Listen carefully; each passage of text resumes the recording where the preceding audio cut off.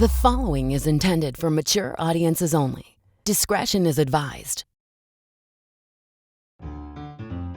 Pillow fight, pillow fight. This is so fun. Pillow fighting. Why is it so fun? Pillow fight. You're listening to Pillow Fight, a comedy and culture podcast hosted by me, Yamini Nambimadom. I've invited a guest or two to come and gossip like we're at a high school slumber party. We'll start off with a little game of Fuck, Marry, Kill, where the choices are buzzworthy moments in pop culture. Then, we'll move into a couple rounds of Would You Rather based on world news. We'll finish the night off with some juicy Truth or Dare. Feel free to grab a friend and play along in this Pillow Fight. Pillow fight, pillow fight. Is yours made of We goose? got feathers flying everywhere. Mine's made of goose. Pillow fight, pillow fight. This is so fun. Pillow fighting. Why is it so fun? Pillow fight. Hey, it's Yamini. So sorry about this, but we lost some of our audio here. I just wanted to pop in and introduce this week's guest anyway. We have Anne Lim, who's a wonderful comedian and a personal friend of mine, so enjoy the episode. Fuck. Marry? Kill. Fuck, marry, kill. So the three situations are: one, there's the new Oscars standards. So the Oscars said in order for a movie to qualify for Best Picture, it needs to meet certain diversity requirements. So they have to have a certain amount of diversity in the actors, in the crew, and in like the studio that is distributing the movie. Number two, Florence Pugh, Harry Styles, Dakota Johnson, and lots of other hotties are all starring together in Don't Worry Darling, directed by Olivia Wilde. So the internet's going wild for Olivia Wilde's movie. Wow. And number three, there have been pictures going around of Logan Lerman with his like gorgeous salt and pepper hair, and Percy Jackson reboot situation is in the mix, so that could be related to that. So the three things are the new Oscars standards, Florence Pugh, Harry Styles, Dakota Johnson, hot people in Olivia Wilde's new movie, and then Logan Lerman, salt and pepper icon. This is so hard. This is difficult. Okay, let's see. This is my take, and I had been talking about this earlier, but I truly believe you cannot have so many hot people in one movie together. Mm-hmm. It dilutes it to me. You have to have at least one person who looks kind of normal in every movie to just sort of ground us. Okay. Yeah, so I think for that reason, I would, I would fuck the Harry Styles and Florence Pugh movie because it'll be fun to watch, but I can't imagine that I would think about it at all after it happened. Okay. And I would kill Logan Lerman only because I never read the books or watched the movies. Mm-hmm. And I would marry, I don't know, actually. The Oscar standards? To me, they're there. It's like really easy to meet them. Yeah, they're not anything super demanding or like changing about standards, Yeah, they're like you need like one woman in the studio. Need one woman or one gay person or one black person, just one. So it's okay. cute. Yeah. You need one intern who speaks Mandarin like that. Those are their requirements. And I'm so excited to be that intern in the summer of 2021. I'm loving that for you. Okay, I will empathize with you here. I have also never read the books or seen the movies. Yeah, I feel like Jackson. such a little fake freak to just be like, okay, I think this guy's hot, but I don't know his body of work. Have you not seen Perks of Being a Wallflower? No. Oh, okay. Well, I've seen that. That's my one like Logan Lerman foray. But That's the one where Emma Watson is quirky, right? Where she has the short hair. Yes. Is it good? I loved it as a freshman in high school. I don't know if I would love it now. It was one of those movies I was like teenage angst, like yes. They go to a party and she dances. Okay, I have a question. Why do we as a society just let Emma Watson be this darling when she can't act. Oh my God, she's an unbelievably bad actress. Yes, it's and dare I say terrible. it, kind of not a good activist either. Call me crazy. She's not. She's really just a girl. Yeah, she's literally, she's just a girl, and you know, she had a Tumblr and she learned about feminism there, and she went to Brown, and she runs around like, I hid a book in every station in the tube in London. You can find it. And it's like, that's, Emma, you're rich. I don't know. Watching Little Women was such a funny experience for me because, first of all, like, all the actresses were not American, and they were all doing an accent in a different time period of America. like the mom, like Laura Dern, was like modern day, like cool mom, like ladies, you rock. And then Emma Watson was like so old timey, and Saoirse Ronan was like kind of in like the mid 20th century. Like they were all just in a different time period. Fully. That's so true. Laura Dern was fully like, my Little Women. Yeah. You go do whatever makes you happy, ladies. The more I think about that movie, the more I'm like, was it sort of good? And jury's out. I think I liked it. But you're so right. Emma Watson was sort of fully British at some points in that movie. Yeah. Her American accent is just doing a British accent very slowly. Yeah. With like more of an open mouth. Yeah. That's so true. The same thing in The Bling Ring. She did that same voice. And she was supposed to be like a valley girl in that movie, and it didn't work.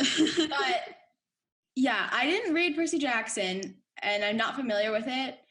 It was during my contrarian phase, and I didn't want to do what everyone else was doing. Yeah. But I still do. I saw that picture, and I was like, I think he's hotter than Timothée Chalamet, and we need to stop talking about Timothée Chalamet. He's Timothée Chalamet with flavor. Yeah. I agree. I think he's hotter. And then I took a peek at his Instagram, and I was like, you seem fine. You seem just like a normal dude, like a normal hot dude, which I respect. Yeah. Okay. I think I know what I would do. Okay. I think I would marry Salt and Pepper Logan Lerman because, like, he's attractive. He seems nice. He doesn't seem crazy. He doesn't seem like he's like an attention whore. He's just like a talented guy doing his thing, you know? Seems nice. Like, I feel like he would treat me right. He would make me dinner sometimes. Like, I'd make him dinner sometimes. If I made dinner, he would clean up after my cooking, and we'd have a happy life together. I'd fuck the movie with all the hot people because, it's just a bunch of hot people being hot, and that sounds hot. And then I would kill the new Oscar standards because they aren't even anything new. Yeah.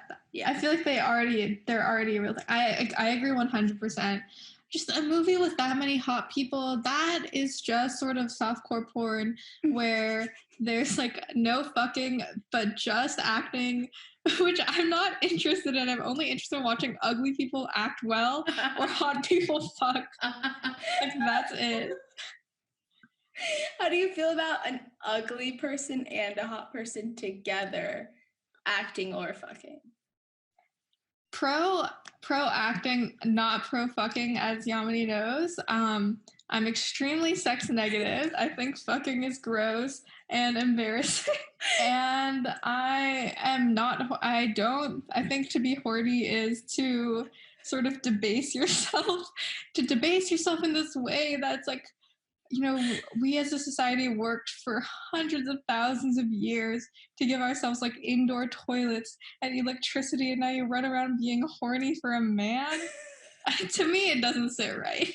Yeah, I don't like that. Regression. It is regression. I just feel like, you know, like in Imperial China, I don't think they were as horny as we are today because they were too busy like figuring out how to make paper. Yeah. And now we have paper. Yeah, we just have extra energy. Horniness is one of those things that, like, once your survival needs are met, then you can begin to feel horny. And now, like, we have too many of our survival needs met, so that's why we're feeling horny, you know? That's why I, like, the most horny I ever am is when I'm at home with my parents. because my mom's cooking for me, my mom's doing my laundry. Thank you, Mom. And I'm just like in my little room. I have nothing to do. So obviously. Yeah. You're being taken care of. So your mind just begins to go to new places that you don't usually want it to. But your sex negativity is not of religious origin. I don't know. I've been like psychoanalyzing myself. Well, okay, I grew up in the church. Okay. And the church, capital C. The church, capital C. I went to this Baptist church, the Southern Baptist Church, but in Washington State, like near Seattle. And it, like, everyone there was a Trump supporter. And like my family was like the only family of color in this whole church. And I remember, so they were like super sex and egg. And when I was like 13 or something, I went on like a purity road trip with my mom. She got this curriculum about purity and how your body is like a temple, or honestly, I feel like I blacked out. Like I don't remember any of it. But at the end of it, you're supposed to like get this little keepsake. Like, I don't know if you heard like the purity rings. Like the Jonas Brothers had the purity rings for heaven. Yeah. We were supposed to get one, and then I like didn't like jewelry, so I never got one. So no promises were made. This is another fucked up part. I did it with one of my friends. My mom was like, "Oh, you know what would make this better is if you and like your friend Autumn and her mom also did it with you." So we like went to a bunch of different motels around the Seattle area. Honestly, it's like it sounds horny if you like motels. Yeah, going on a tour of motels in Seattle, that sounds like a sex tour. Yeah, it's like it was this anti-sex sex tour, and we would like listen to audiobooks in the car that were like, your body was given to you by God, and you know, a marriage is when two people come together in front of God and say, yes, we're in this together and we become one person. And I was like, the whole time I think I like wasn't horny enough to care, because I was like 13, which was, so I like hadn't gotten super horny yet, and so I was just sitting in the car like, okay, sure. So I think I didn't really care at all. It wasn't anything that like was going to change how I acted because I was 13. Yeah. My sex talk with my mom was when I was in 7th grade. I was in a health class where our homework was to have the sex talk. So I had to take homework was to have the sex. That's not homework. That's just your health teacher being lazy and not doing their job. Yeah, exactly. But we had to go home and have the sex talk, and our parents to like sign it to like show that we had it. Oh God. So I was like, I didn't say anything to my mom. I go like, hey, like I have some homework and you need to help me with it. And she was like, okay. So I slid the paper to her and I was like, read this. And she read it and she was like, sex is something adults do, not for you now. Okay, goodbye. And was she wrong? That's hilarious. First of all, your school absolutely ambushed your mother with like a centerpiece of raising their children. They were like, your mom gets 15 minutes to figure out how she's going to do this. Otherwise, you're going to She does not get to prepare. No preparation. Yeah. I feel like that's a correct take. Yeah. She didn't say anything that was a lie. Do you ever think about like what you would say to your kids if you had kids about sex? Yeah. I think I would be like a sex pause parent, but within reason. Yeah. Like I would be giving my kid condoms and stuff, but if I was doing that, I would need like reciprocity of information back to me. You know? How much information? Really? Would you want to know? I don't want to know like the nasty details, but I wouldn't want them to be like having sex with randos in high school. Like if they were in a relationship maybe and like wanted to have sex with their partner, like I would be willing to allow that. Make sure it's safe. Yeah. Because I think like any mess ups in sex at a young age can be very harmful to a person's psyche going forward. So I think it's like important to like, or from an early stage, set the example of like safe and healthy and consent and all that stuff. So Yeah. I think I would do that, but I like wouldn't want to know like nasty, dirty, nasty stuff. No. Yesterday I had the most deranged thought ever while I was walking back from CVS to my apartment. I was like, I think I would rather be adopted so I could have the peace of mind of knowing that my parents never fucked. Which is like, as someone who complains that her parents never show affection, it's really sort of going in the opposite direction of what I want.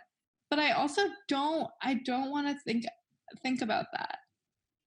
Yeah, I mean, I secretly hope that my parents still do. Still fuck. Do you Because think they do? I don't know, but I don't think they are right now. I'm like this wall in front of me. It's touching their room, so I don't think they are right now. But I was talking to my mom recently about menopause, and she was like, "I'm very excited to be past it because then I'll be free to fool around." And I was like, "Okay, Rajni." Oh, Rajni. Yeah. So honestly, my mom was like, menopause is great because now after menopause she stopped growing body hair, so she has like literally hairless arms and legs. Well, my mom sounds perfect. Never grew body hair ever. That's crazy. She can pluck her armpit hairs out with tweezers, like there's that few, and she has like maybe like 5 leg hairs. And she's always like telling me, she's like, how did you get so hairy? And I'm like, clearly not from you. Like, clearly that was my dad's doing. Your mom is bragging? Yeah. She's extreme bragging. Insane. And we're brown people. Like, we're hairy, you know? And she's just not. I wonder if that's not normal, right? Like, I don't think so. And she has like a lot of curly head hair. So it's like weird, you know? The one thing I'd say I am doing better than her in though is she doesn't really have eyebrows. Oh, okay. So. You have the good eyebrows. Yeah. She got really mad at me when I was in middle school because I overplucked them. In 7th grade, there was this girl, and she was like the talk of the town in 7th grade. She was like the hottest girl in 7th grade. And after winter break, she came back, and her eyebrows were like plucked off. She had like one thin line of hairs on her head, and everyone still thought she was hot. If anything, people thought she was hotter. So I was like, I want to look like her. And so I went home and I hacked off my eyebrows. My mom got so mad at me. She took my phone away and she grounded me for like 2 weeks. And she was like, God gave you this brilliant gift and like you go and you squander it. Yeah, it was like definitely one of our bigger fights of my youth. That's so funny. I feel like we both were like kind of like really just good kids in general when we were little. So we got like punished for the most random small things. Yep. And when I was in 8th grade, my mom wouldn't let me go to like this Halloween party because I refused to join the badminton club at our school. I was like, I will not be joining the Odell Middle School badminton club. And she's like, okay. And then I stayed home on Halloween and FaceTimed my friends while they went trick or treat. Was it worth it? Yeah, fuck badminton. I remember getting into those fights with my parents where I would be like, you could have had a kid who like smokes and drinks and parties and does evil stuff. And here I am just like getting a B on my math test. I know. Every day I'm like, my parents don't know how good they have it. Yeah. But it's so funny. When I was home this summer, I overheard my mom talking to one of her students. She like does like college. She like helps them write their college essays. Mm-hmm. And one of her students was like, asking about party schools and stuff like that. And my mom was like, oh, don't worry, like no matter where you go, you will always be able to find people who party like the same amount as you. For example, Anne has never been to a party before. And I was like, where did you get this fact from? Yeah, my dad assumes that like I never drank before I was 21. Like maybe I had like a glass of wine, but he's like, yeah, like you never got drunk before you were 21. And I'm like, and you're like, yeah, never ever. Yeah, there are some people who have like trust in their parents by like talking to them a lot, and then there are people like me who have trust from my parents because I look like a fucking nerd, and then they're just like, okay, she's probably not gonna do anything. I think my parents and I have a strong don't ask, don't tell policy. Which, okay, to me, I think that is ideal. I cannot understand some white people who are like, I tell my mom everything. Like, to tell your parents about, like, the details of your sex life Disgusting. Unbelievable. Disgusting. No. Nope, that is really nasty to me. Yeah. Yeah, I truly do not think that your mom should be your best friend. I think your mom should stay in her lane, and, like, moms should just be moms. Yeah. Exactly. Maybe once you get, like, older, she can be your bestie. Until you, like, have your own children. Retirement fund or your own children or something like that. Until you are both mothers, she should not be your best friend. Yes, I agree. Yeah. I think when I started doing comedy, my communication with my parents increased a lot. Like stand-up, because my parents would be curious to see it, and I would be like, they're gonna have to see, and I like to tell sex jokes and things like that. Yeah. And I would send it to them, and my mom like loves it. That's so nice. Which is really weird, because we would never talk about that in real life, but it's like a weird, like I'm kind of telling her about my life in this way, and I'm getting some acceptance back. So because you're saying like, oh, this is I'm like having sex, but here's why it's stupid or dumb. Yeah. That's silly in this way. So she can be like, oh, social critique. Yeah, exactly. She could also be like, you just made this up. It's just like a fictional piece you wrote. Yeah. About the concept of sex, which you've never done before. Don't you know? And you won't until you're married. Yeah, I won't. Never touched anyone, never looked at anyone. I've never touched a single person. Never, ever. That's why I'm safe from COVID. I've never touched anyone ever. Yeah, so what would your fuck, marry, kill be? Was it the same as? Yes, I would fuck the hot people movie, because that's one thing I would fuck it and then not think about it again. Mm-hmm. Or I would be like, oh, that was hot, but not good. I would marry Logan Lerman because he's a white person who stays in his lane. He makes his movies about Greek mythology, which is sort of the domain of white people. Even though Greece is white. Yeah, Greece is spicy white. It's spicy white. Yeah, spicy white. And then I would kill the Hollywood standards, because first of all, I looked at the photo of it on Twitter. I said, no, I'm not gonna read that. And so I scrolled down to see someone's like hot take on it instead. Mm-hmm. And it's also just fully nothing. Yeah. They're just saying something to say that they did something. You know? I just feel like they're just saying what already exists. Yeah, like Green Book counts under those curriculum, and it wasn't bad. Yeah. Like you can make a racist movie, but because the racist movie has victims in it, those people will qualify it for being able to win. Yeah, the Hollywood standards are you need at least 3 victims of color in every movie that you have. You need a bunch of women whose conversations don't pass the Bechdel test. Like the Sex and the City movie. Yeah. Would pass? Yeah, right? I don't know about who worked on it, but it definitely passed Section A. Miranda to me is a woman of color.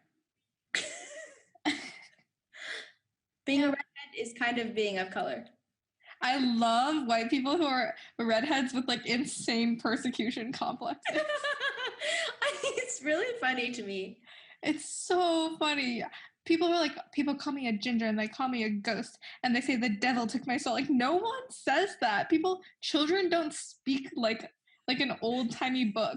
I don't know. It's the Crucible. It's the Crucible and you're a witch. Goody Proctor said you're a witch because you have red hair. Imagine if kids ran around talking like the Crucible. What was the name of the hot guy in the Crucible? It wasn't John Grady. John Goody, John Mercy, Proctor. John Faith. Oh, John Proctor. John Proctor. Yeah, we acted that out in my sophomore year. Who did you play? I played the wife? Or no, I played the girl who cheats with. What's her name? Abigail? Oh, yeah. The really, like, the prissy. Prissy one. Yeah. Yes. I played her. It was my big in-class acting debut. You know? In-class acting is... You know, like, when you have a hobby that you, like, don't talk about in class, but it's, like, your extracurricular hobby, and then one day, like, your classmates find out about it? That was me doing the Crucible in sophomore year English class, because I did theater, but it was like nobody knew if I was good at it, whatever. I pulled out all the stops. I brought props. I did I went from an emotional 3 to a 10 to back down to a 5, and I spit and I cried and I was like, I'm giving my all to this performance, and everyone was like, okay. They love it? Yeah, they loved it. I'm always so hesitant about those crossovers. I would say mine happened junior year, where I was in our AP Gov class, and we were doing a mock congressional debate or something. And my role was to be the person who reads. We were doing this thing where people write their own bills, and then they're fake little committees and stuff like that. Mm-hmm. And my job was being the person who read all the bills out loud.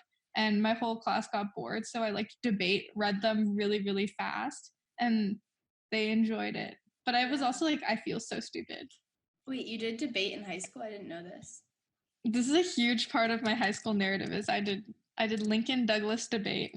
Okay, I think debate to improv is a pretty common pipeline. I think it's all the debate kids who liked the attention but didn't like to do the research, which was definitely me. That's good though. I think they're better people than the people who like attention and like to do research. Those are people who will run for president and be bad, you know? Yeah. The attention and research combo was absolutely deadly. There needs to be a chart. It's those alignment charts, but it's attention and research, Pete Buttigieg, attention, no research, improv kid, research, no attention, scientist. Yes, that's totally scientist. No research, no attention is ooh. I get an incel vibe there, to be honest with you. No. But they like attention, they're just not getting it. An incel vibe. I'm maybe honestly kind of want to say some sort of finance person here. That's true. They're boring. I don't care about them, and they do nothing. Maybe a consultant. Oh yes, a consultant. Yeah, for sure. Okay, so yeah, wow. Those are the 4 types of people: Pete Buttigieg, improv comedians, scientist, and consultant. Okay, we've really broken down the world here. Yeah, okay, fuck, marry, kill. I'm going to throw you a fuck, marry, kill. Okay. Pete Buttigieg, scientist or consultant? Okay. I would marry scientist, I think. Yeah, I think I'd marry scientist. I think they are the most... I think research and no attention is the good pairing for me, attention and no research. I think that we would balance each other out really well and make good partners. I think that we would be good co-parents. I think that would work really well. We might not always we might fight a little bit about stuff, but I think it would always resolve in a healthy way. Yeah. I think I would fuck the consultant. I think it would be fine. Yeah. I'm sure you've already fucked many future consultants. Yeah, I think it's just I don't really care, it would just be one in the books. I'll move on, they'll move on, neither of us will really be changed by it. And I would kill Pete Buttigieg because we don't need any more of the attention research people in the world. No. I would say I would also kill Pete Buttigieg, but here's my fun twist is I would absolutely marry a consultant because I love a distant marriage. I would absolutely marry a gay man and just sort of be roommates. And I think that a consultant is gone a lot and is rich, which is the perfect combination because I get to be functionally single and rich. So I don't have to work. I get to be functionally single. And I have a great excuse for hating my husband, which is also another thing I would love to do. Hate your husband? Is to be a hot wife who hates my husband. That's glamour. It is. Being a hot husband who hates his wife, disgusting. Being a hot wife who hates her husband, hot, sexy, gorgeous. It is sexy when a wife hates her husband.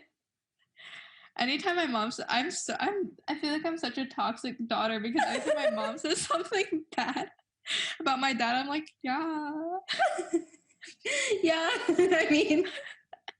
My mom is so my dad is one of the weirdest people to ever walk planet Earth. He's so weird. He like will wear a khaki shorts and a belt to the gym. He's worn a fanny pack every single day for the last, I would say, 10 plus years. He's right now he's learning Chinese, but he refuses to read a book about it. He will only learn it through listening to Chinese songs and learning the lyrics of those songs. He's just like bad. He's just like bad at communicating. He's just a wacko. And my mom was like, you need to like know the person you're marrying before you married them, because before I married your dad, I thought they were just quirks. That has been the big plus of, I feel like, getting older. My parents have felt more comfortable absolutely shit talking each other to me. Yeah. Anytime I hear my parents start to have a conversation in a room that I'm not in, I will go to that room to make sure they don't like mess things up in some way. I have no trust in their ability to talk to each other. Yeah. Well, do you wonder what happens when you're not home? I know what happens when I'm not home, which is they like will get into fights, but our house is like, the way it's set up is that my dad pretty much will just stay on the bottom level of the house and my mom will stay on the top level of the house. But like, also I think a lot of the time my mom just like lets stuff go. She's just like, he's being weird. Yeah. It's like, didn't Gwyneth Paltrow like have 2 houses and like each of them had a wing with Chris Martin? And I mean, I don't know that she did, but it sounds correct. I feel like Gwyneth Paltrow is the type to like not be addicted to her husband at all. Yeah, no. And now she's with someone else, right? Someone random. Yeah, I don't know. If you're selling yoni eggs, you're not in a happy relationship. You cannot. She was married to Chris Martin. Yeah, that's who she had the 2 wings of the house with, I think. Now she's married to this dude named Brad Falchuk. Oh, yes. He's like the co-creator of Glee. Oh, whoa. Interesting choice. Ryan Murphy's partner. Okay, Brad Falchuk, for the listeners, Brad Falchuk has like a big mouth and like narrow set eyes, and he looks like the type of person who should be in a good movie to me. Who would be his co-star? It would be like Brad Falchuk and a hot character actress. But they would never have sex. No, but they wouldn't have sex. They would both like work at a newspaper. Okay. It would be Brad Falchuk and Amy Adams. They work at a newspaper and they're like exposing climate change. And I would watch that movie. Okay, I think you should pitch that right now. You go be the intern who speaks Mandarin and pitch that movie. Pitch that movie, and it'll be called like The Red Sky I Saw. Would you rather? Let's play a game of Would You Rather. So the first Would You Rather, as we were talking about before, Chris Evans accidentally leaked his own nude. Yes. Rookie mistake. But if you were a celebrity, would you rather have a nude leaked, or would you rather have like a really embarrassingly bad, incorrect, wrong, terrible, awful essay that you wrote in college get leaked?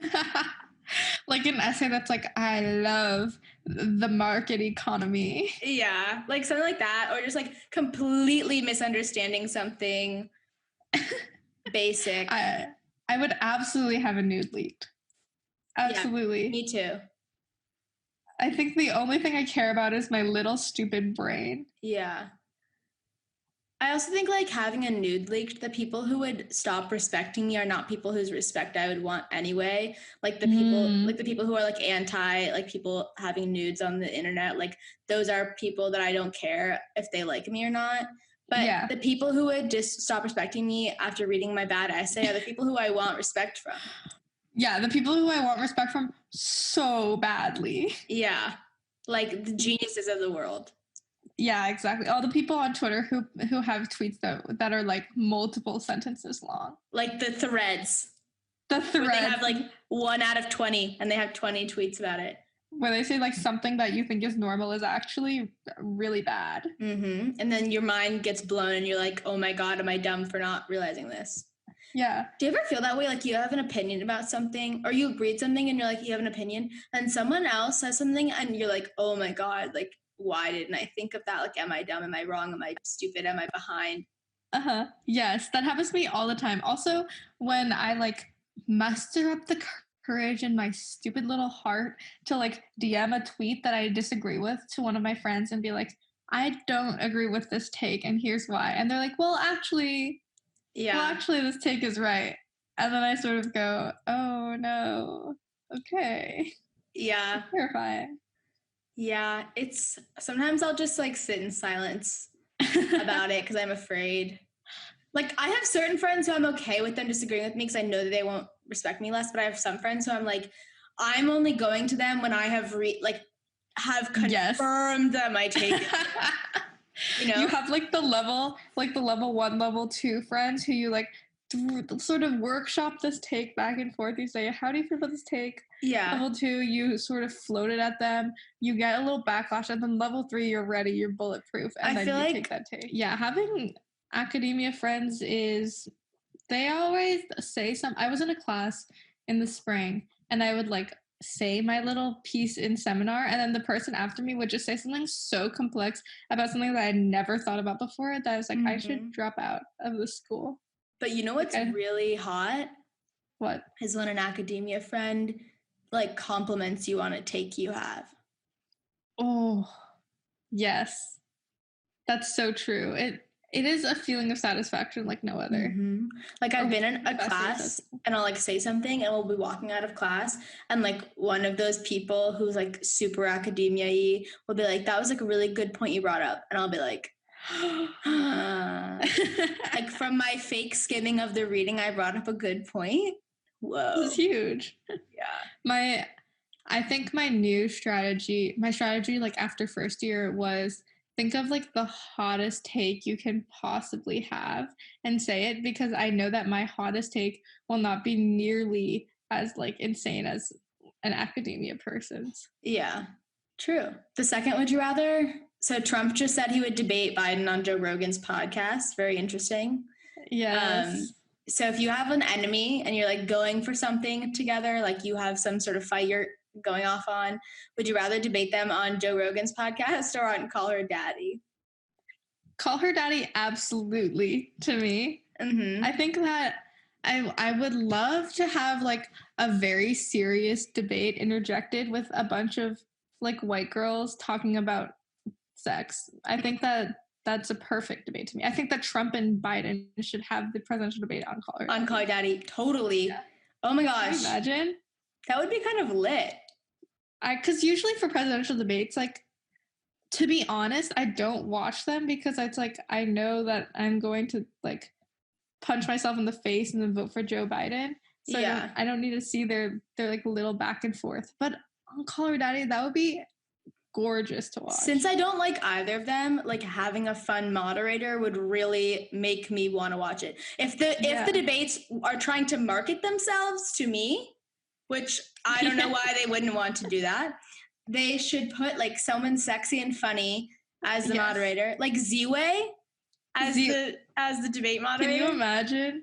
I was just thinking about how, like, in 20 years, they're going to be like, the presidential debates moderated by Nick Kroll and John Mulaney.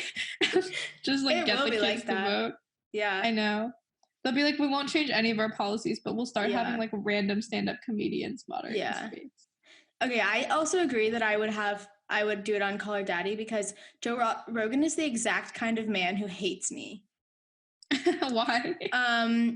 He's just like the kind of guy who is like, in theory, cool with everything I am.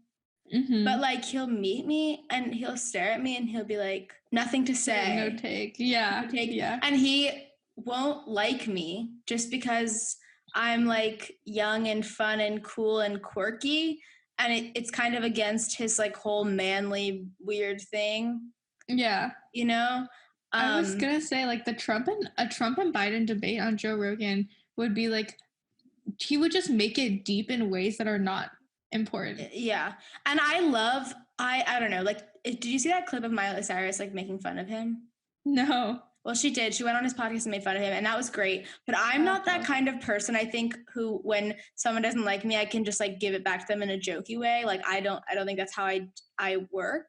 And Yeah, so I think Call Her Daddy would be great because I think like what would happen is like I'm not the person who has to interject the jokiness into it. Like Alex Cooper, the host of Call Her Daddy, would do that, and I would just banter with her. I would get her on my side. She would just give me like positive. I would just like turn her pro me, and then it'd be us two against my enemy. You can like socially engineer Call Her Daddy in a way that you cannot socially engineer Joe Rogan. Yeah, and I feel like Call Her Daddy, like I don't agree with what they say, but I can totally fit in with that kind of girl. Like I know how to do it, you know? Mm-hmm. Yeah, I know what you mean. It could work. You could win. You would win on Call Her Daddy. I would. I would be the daddy. I would be called the daddy. Imagine Call Her Daddy turned into a podcast where two people in a feud go on every week, and then at the end there's a winner and a loser, and the loser has to call the winner daddy, and that is the conceit. You should start that. I have so many pitches. I'll be the Chinese intern for that podcast too. They're gonna need a lot of Chinese interns.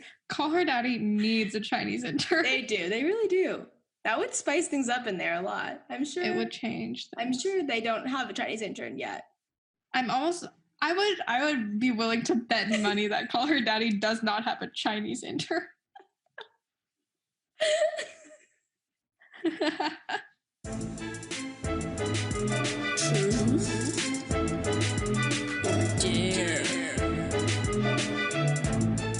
Truth or dare? You have to go first because I'm so bad. I'm really bad at truth or dare. Okay, truth or dare? I'll do truth. Who's the last person you stalked on social media and why? Can I look? Yeah. Okay, choose Twitter, Facebook, or Instagram. Oh, actually, I know the last person I stalked. It was the person who's subletting a room in my apartment right now. She actually just moved out. Okay. And I just moved into the apartment, and it's literally the most disgusting place I've ever been. Well, like it's really dirty. It's like insanely dirty. I cleaned the tiles of the bathroom floors, and like it looked like two different tiles because they were so dark and grimy. I picked up a used pour strip off the floor of my room when I got here. Oh my God. Just like really. Were there blackheads on it? I didn't look. I was. There's always standing water in the tub. The tub always has a puddle of water, no matter how long it's been.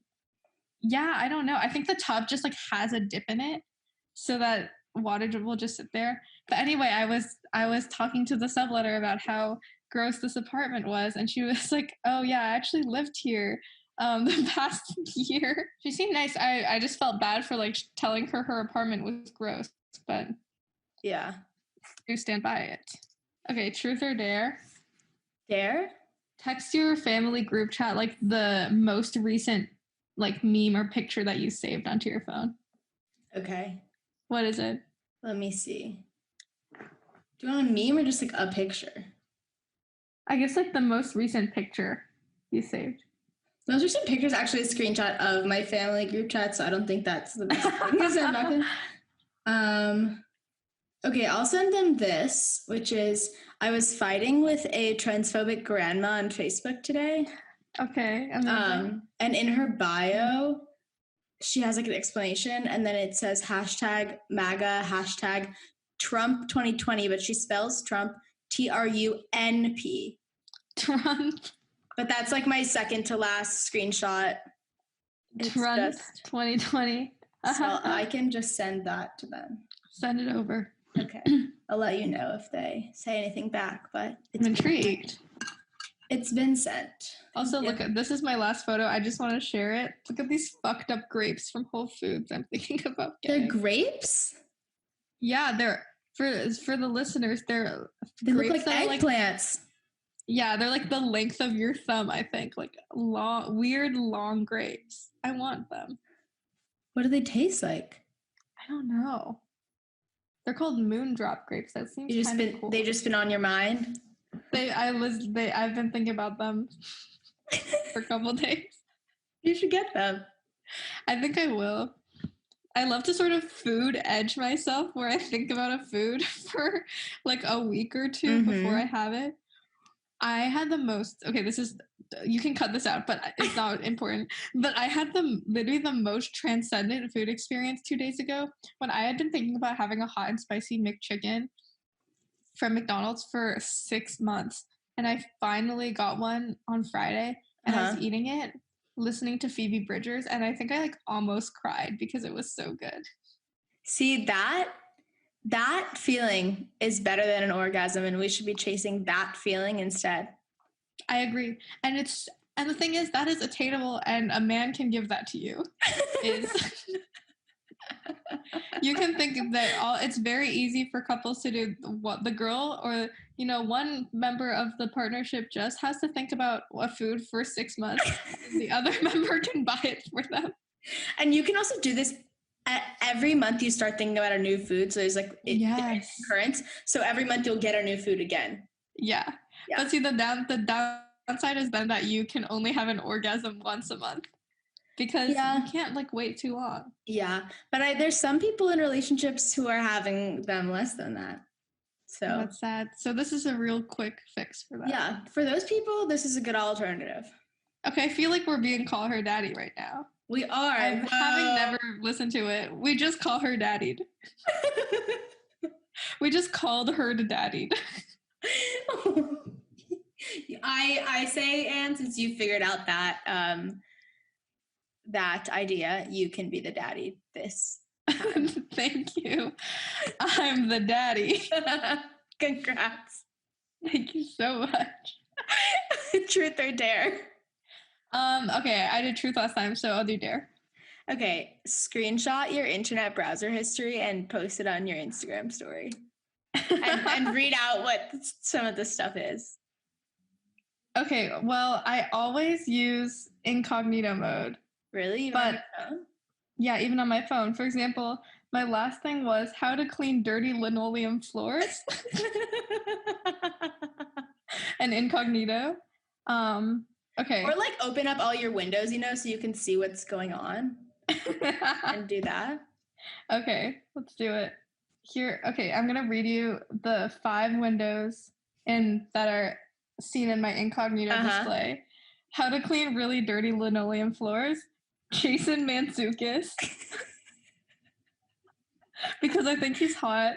The Vow TV series. Blippi, which is actually sort of this children's entertainer. What's on his head? It just sort of looks like an orange hat. Yeah, I think it's just an orange hat. Okay, his name is Blippi? Yes. And then the top one is glasses for reading lying down. Oh, I saw those things on Twitter. Yes, I want them so badly. Okay, perfect. Beautiful. On my main? Yeah. I got it. Oh wait, I totally captioned it like it's your browser history. Okay, it just went. Gorgeous.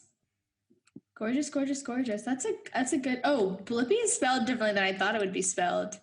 It's weird. I think he's children's YouTuber, but he's huge. Blippi.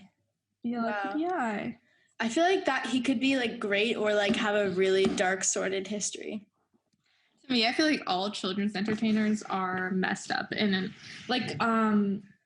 or maybe not messed up, just have weird histories. Like Steve. Steve who? Steve from Blue's Clues. After he left, shaved his head and joined a punk band. Yeah, Barney was crazy.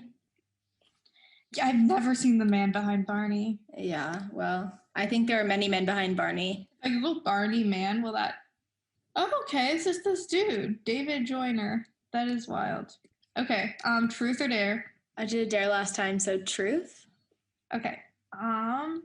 Have you ever pretended to like a gift, and how did you pretend? Yes, totally. So many times. What are your least favorite gifts? Okay, I'll list you a few. As a child, I got a chia pet, and I really hated it. I just thought it was ugly, and it was scary looking to me. I was just get me a regular plant if you're going to get me a plant. Or get me a stuffed animal if you're trying to get me a quasi-pet. Please don't do this in-between situation. I don't like it. I really didn't like that. I've had like exes give me clothes / jewelry that I didn't like. That's actually happened with not just exes, like with just multiple people in general. I don't really like being gifted clothes and jewelry unless I ask for it, because Yeah, me too. I'm like picky about that stuff. Yeah, especially when that happens, like when people give you something, then like you have to wear it in front of them. Like you have to show them that you like it. And yeah, it's easier the closer you are to them, in my opinion, because you could just be hanging out one-on-one with them, just put on the little thing that you don't like, wear it to see them, go home, take it off, gone. But if you're like an acquaintance with them, you have to wear this thing to a group hangout. Everyone's gonna see you in this thing you don't like to wear. You're gonna be uncomfy. It's just for like some quick little pleasure interaction. It's weird. I actually had, when I moved out of my apartment in Chicago, I was selling a bunch of clothes and things, and I sold this shirt, and someone DM'd me, and she was like, oh, like, didn't I get you that? Like, you don't want it anymore? And I was like, I actually liked this article of clothing. It wasn't even one I didn't like. Yeah. I was just like, I'm moving, and I like can't, it's like, there's so much stuff here. But yeah, there's definitely been I don't like a lot of gifts, I think I am not really a gift receiver. I'm not a gift receiver either. I'm also actually not much of a gift giver. To me, the perfect birthday is no one gives me anything and I don't have to give other people anything. Yeah. Yeah. Or I prefer to give someone something that if I like happen upon it and it makes me think of them, but otherwise. I prefer to give someone an experience. Yes, I agree. And get experiences in return too. That is more fun to me. The other thing that sucks about getting like clothes or jewelry as a gift is you're like, okay, so this is how this person perceives me as like, this person perceives me as like a Madewell chunky knit sweater person or like a Gap like black skirt person, and then you have to grapple with that. Yeah, that on another level to me was in like middle school / early high school, I got a lot of like Bath and Body Works / Pink gifts, you know? Yes. And trying to figure out why they chose that scent for me. That was hard. I would get like a lot of like the most bubbly gummy scents ever. And I was like, this is not me. Like, this is not what I project. I hate overly girliness in a non like post-ironic way. You know? I know what you mean. Yeah. Like, it's like I'm being edgy by wearing pink, not. Yes. Not like you need subversive pink. Yeah. So I didn't like getting those things. Also, when I was in middle school, this girl gave me mascara and deodorant for my birthday. Those two things. I was like, there's messaging here. There is messaging here. That is evil. That is evil. Yeah. Deodorant is that girl needs absolute clinical help. That's so mean. She could have given you lotion. She could have given you like a fun body wash. This girl chose deodorant. Yeah. Yeah. Mean. She was my middle school best friend. That's so mean. Okay, let's do one last round. Okay. Truth or dare? I'll do truth. What would you do if you were in a public bathroom and you pooped and then you realized there was no toilet paper and there's no one else in the bathroom, so you couldn't like ask someone to find you some or anything like that? Are there paper towels in this bathroom? Outside the stall, so you'd have to like put your pants back on and go get the paper towels. If there was no one in this bathroom here, I would absolutely risk it. Pants down. I would do the pants down. Do you ever do the pants down waddle? Yeah. I would pants down and waddle out, grab paper towel, wet it in the sink so it becomes softer. I can't believe this is coming to me so easily. Wet it in the sink so it becomes softer, and then I would wipe. Oh, but then I can't flush it down the toilet. Yeah, you can't. Okay, I would throw it away, and then I would cover it in the trash can with extra paper towels. Okay, that's respectable. Truth or dare? True. What is the biggest secret you've kept from your parents? I don't know. I have a lot of secrets from them. What's your I guess like the obvious ones are like drinking, sex, drugs, whatever, but what's like a weird one? Do you have any of those? A weird one? My parents don't know that I'm like quasi TikTok famous. Oh, that is a good secret. That's a good one. Sometimes my dad is like, I hear you talking to yourself. And I'm like, oh yeah, I'm just talking to myself. How do you think your parents would react to finding out you have like internet fame? I think they'd be confused by it. I think they would be excited for me though. Mm-hmm. But they would like want to watch everything I made, which I don't want them to do. Yeah. No? I totally see that. Like the things they know about, they're like obsessed with knowing about. So like stand up. Yeah. Stuff like that. Yeah. Yeah, I agree. Sometimes I'm like, I don't want my parents to see any of the comedy I do, anything I make. When I do improv and sketch and stuff, I'm like totally more fine with my parents seeing it because it's like clearly fictional and made up. Mm-hmm. But when I do stand up or like just like content that's like about me, I'm like, do they need to know this much? Do they? Do they? The Do answer they really? No. Yeah. Like I'd be more comfortable showing my therapist than my parents that. Okay, I think I have to call you daddy because you are way better at coming up with truth or dares than me, which is the central conceit of the pod. Yes. So in this podcast, I am daddy, but Yamini is daddy. in the game of fake orgasms, you are daddy. I am daddy. Not actual fake orgasms, but feelings that elicit emotions like orgasms. Orgasm, which is actually incredibly on brand. I got ghosted by my family, by the way. No one answered. They don't care. Yeah. So in the game of ghosting Yamini, they are daddy. Family is daddy. Everyone is daddy somewhere. So if you're listening to this, you too can be a daddy of something. Don't give up yet. Yes, call you daddy.